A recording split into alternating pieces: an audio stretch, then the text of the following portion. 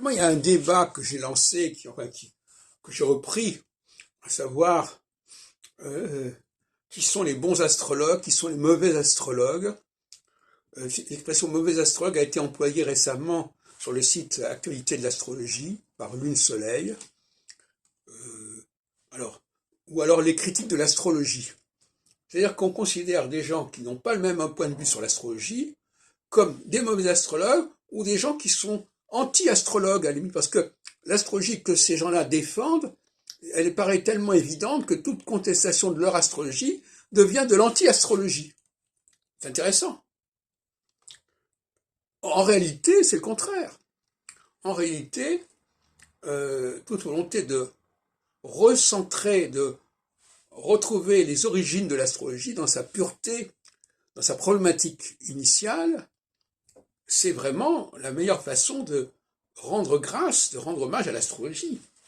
Et inversement, le fait de rajouter des choses sur l'astrologie, c'est à mon avis une façon de la dénaturer. Donc voyez-vous, donc le débat, il existe de façon évidente. De manière générale, il y a toujours ce double choix. Soit on ajoute des choses, soit on en enlève. De toute façon, il n'y a pas de juste... si on veut progresser, c'est soit l'un, soit l'autre. Soit on va dire, ah non, mais il manque ceci, on va le rajouter. Par exemple, on va rajouter les nouvelles planètes parce que ça manquait. Ou bien alors au contraire, il y a des choses en trop. Le thème natal, par exemple, eh ben, il faut l'enlever. Voyez-vous, j'ai fait un article là-dessus, je reviens. Bon. Ouais, donc finalement, ce sont ces deux voies qui existent. La voie de la purification, de la simplification, qui est quelque part celle qu'avait ouvert Kepler il y a 400 ans. Il disait non, ça on peut s'en délester, on n'a pas besoin de ça en astrologie.